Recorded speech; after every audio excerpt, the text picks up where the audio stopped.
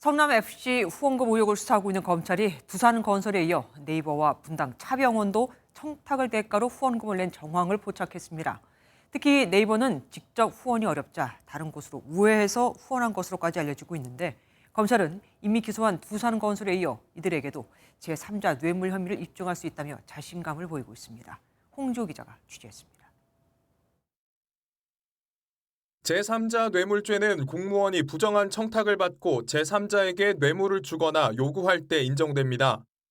성남FC 후원금 의혹을 수사 중인 검찰은 이재명 민주당 대표에게 이 혐의를 적용해 소환 조사를 받을 것을 통보했습니다. 이 대표의 성남시장 시절 성남FC에 부정한 후원금을 준 의혹을 받는 기업들은 모두 6곳, 액수로는 160억 원이 넘습니다.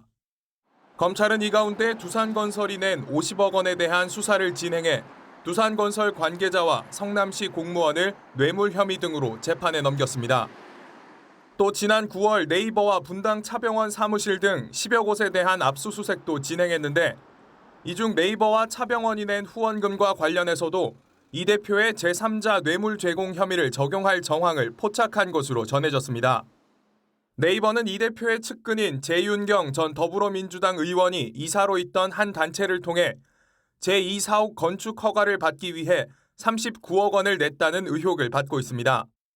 차병원 역시 옛 분당경찰서 부지 등을 매입하고 도시관리 계획을 변경할 목적으로 30억 원이 넘는 후원금을 낸 것으로 검찰은 의심하고 있습니다.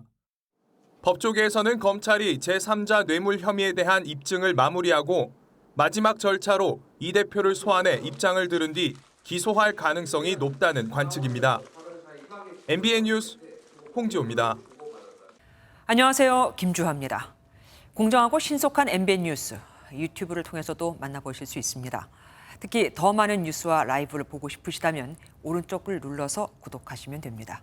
어렵지 않죠? 빠르고 정확한 뉴스로 계속 찾아뵙겠습니다. MBN 뉴스를 시청해주신 여러분 고맙습니다.